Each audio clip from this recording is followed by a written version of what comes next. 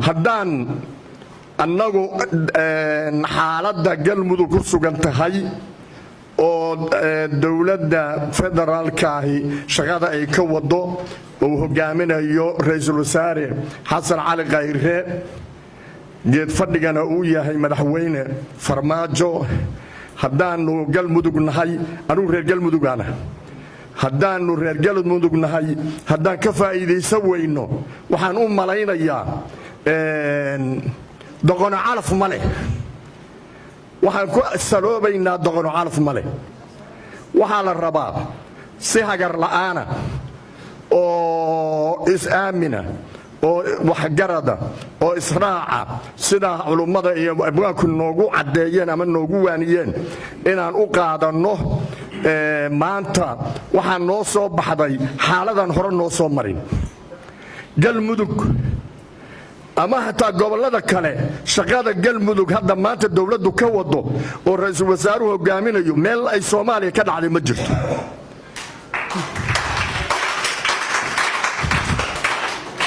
waxa weeye waa arrin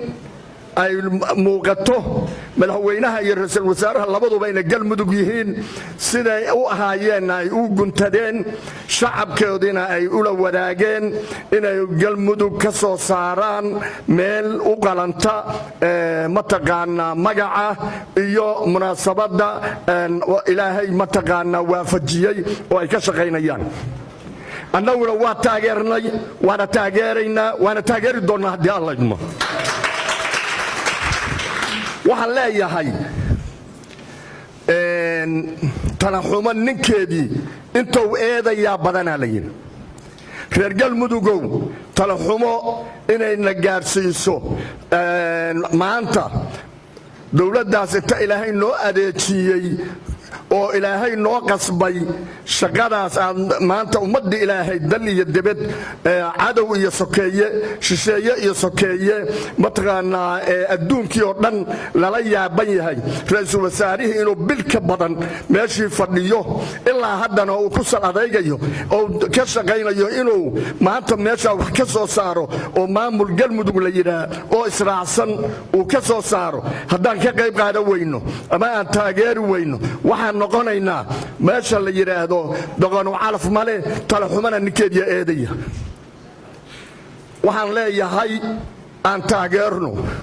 wax alla wixii nooga maqan halkaas hadday siyaasad tahana asaga gacanta u taagay afkiisa uga yidhi wixii siyaasada ee meeshaas cid walba ay danayne anaa ka dhaqaajinaya inay maaragtay